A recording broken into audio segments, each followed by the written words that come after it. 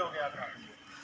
1947 को जब पाकिस्तान बना था तो पाकिस्तान एक बहुत बड़ा मुल्क था, बहुत बड़ा मुल्क। अब तो ये छोटा सा है, 4 सूबे हैं इसके, लेकिन ये बहुत बड़ा मुल्क था। मशरकी पाकिस्तान इसके साथ था।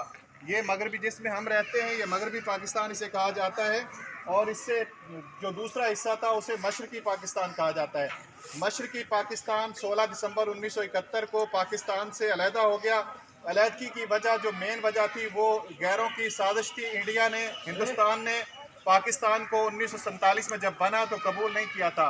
उन लोगों ने उसी वक्त कहा था कि ये जल्द जो है ये हमारे पाँव में आके गिरेंगे और दोबारा हमारे साथ चलने की ये इस्तदा करेंगे, लेकिन गैरों की साजिश और फिर अपने जो थे वफा न करते रहे। बिल आखिर 1971 16 दिसंबर 1971 को पाकिस्तान जो है ये 2 टुकड़े हो गया, और उसमें मेन जो किरदार है बच्चों का है, नौजवानों का है और असातिज़ा का है। असातिज़ा ने वो उनकी ब्रेन वाशिंग की बच्चों की मशरक़ी पाकिस्तान में कि मगरबी पाकिस्तान आपके जो हकूक़ है वो सलब कर रहा है, आपको मुलाज़मतें नहीं दी जा रही, आपके हक़ खाए जा रहे हैं। और जो बच्चे थे वो जज्बात में आके सड़कों पे निकले, नौजवान थे वो सड़कों पे आए और उन्होंने कत्ल व गारत की। इतना खून खराबा हुआ कि हालात इतने ख़राब हो गए कि मजबूरन सियासतदानों को मानना पड़ा और पाकिस्तान जो है 2 टुकड़े हो गया। बेटा, आपने आइंदा आने वाली ज़िंदगी में ऐसे अमल करने हैं कि पाकिस्तान की जो सलामती है इस पे कभी कोई ख़तरा ना आए। दूसरा जो वाक़या पेश आया वो ये था कि 16 दिसंबर ही को आपने सुना होगा कि एक छोटा सा नगमा है कि बड़ा दुश्मन बना फिरता है, बच्चों से लड़ता है। आपने सुना होगा ये वाक़या। ये जो तराना बना था, ये तराना उस वक्त बना था जब आर्मी पब्लिक स्कूल पेशावर पे ये दहशतगर्दों ने हमला किया था, जिसमें सैकड़ों की तादाद में जो बच्चे थे वो शहीद हो गए थे, असातिज़ा भी शहीद हुए थे।